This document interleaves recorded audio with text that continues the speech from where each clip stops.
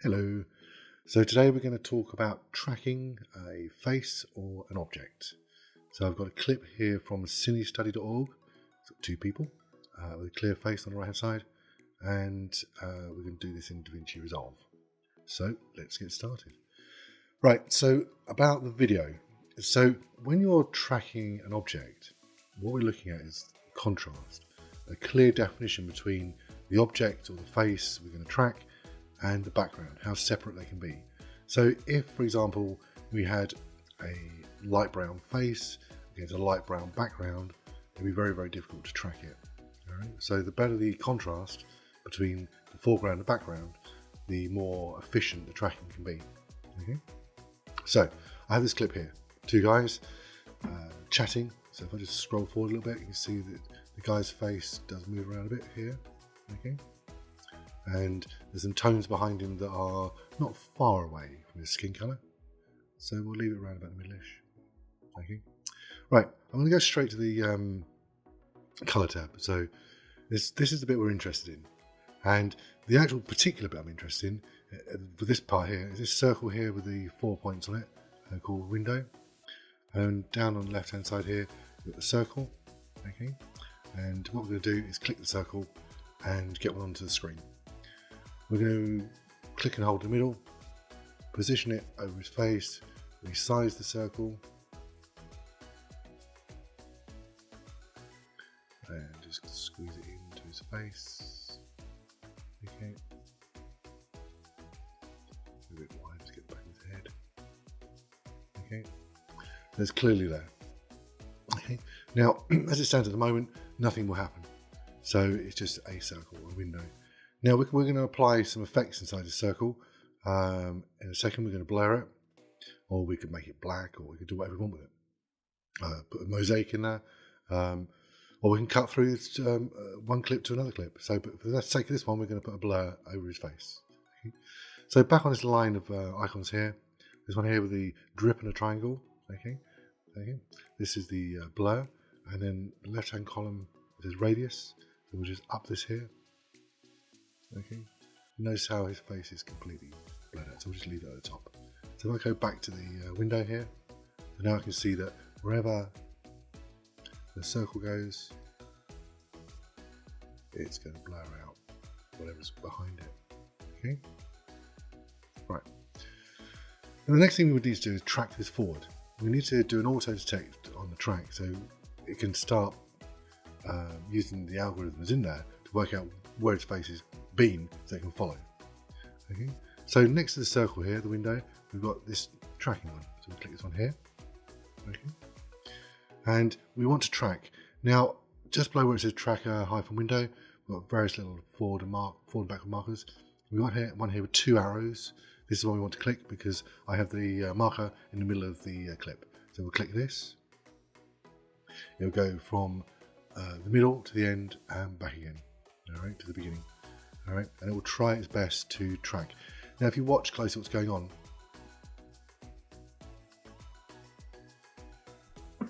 what it's done is taken some known points from his face, put them into its algorithm, and it's doing its best to plot it through and move at the same time.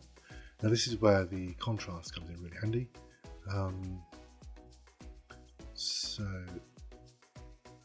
not only contrast, but if you can make sure it's in focus. I felt that when I saw this clip the first time, his face was very slightly out of focus. So if something's in focus with a good contrast, you can get a better result, especially with the tracking. Okay. Right, I'll just pause that there.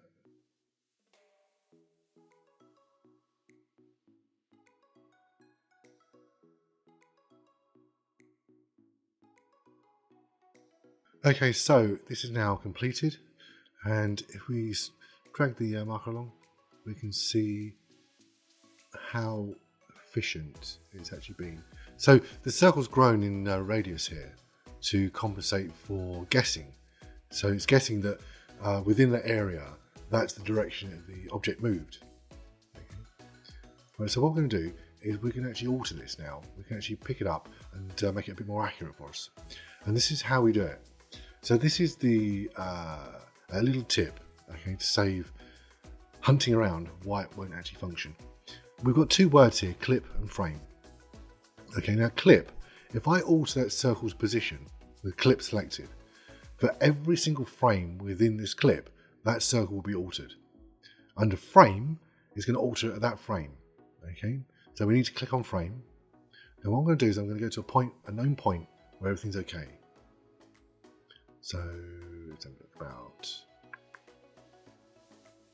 a bit bigger here.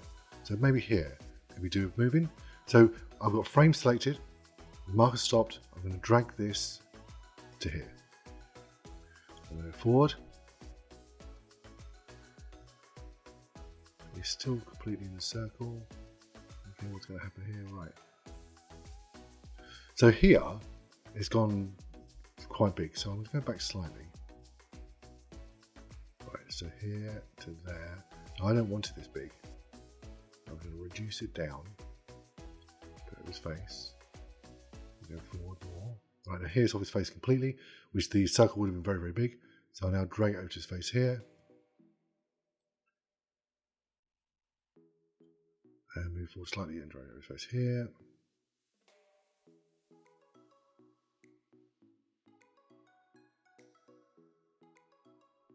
And down to here.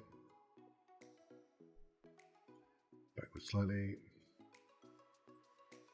Now obviously I'm rushing this, so I would actually be resizing the circle, make it a lot more accurate. Okay, that'll do. That gets the idea across. So you can see now that it's created some little keyframes within the tracker window down here for those new movements which I've added to it to pick it up. So now when we actually go through now, we can see that our alteration, apart from here actually, our alterations have modified the little window, the little circle there. Okay. Let's go too big here.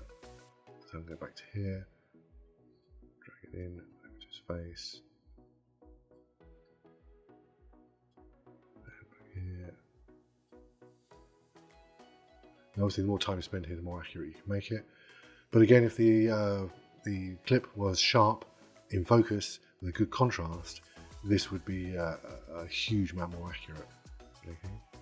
So if I go back to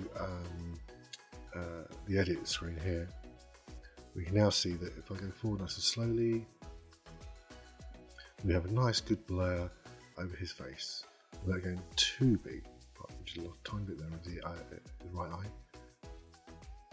Okay. Okay, now his face can be any object. It can be a car, a registration on a car. It can be a sheet of paper that somebody's reading with some confidential or private information on. You know, it can be any object at all. It doesn't have to be trackable because you can do it by hand. But the tracker will definitely give you a good starting point to generate some kind of path for the rectangle or the polygon or the circle you want to use. So that's about it for this, and I hope this has been helpful.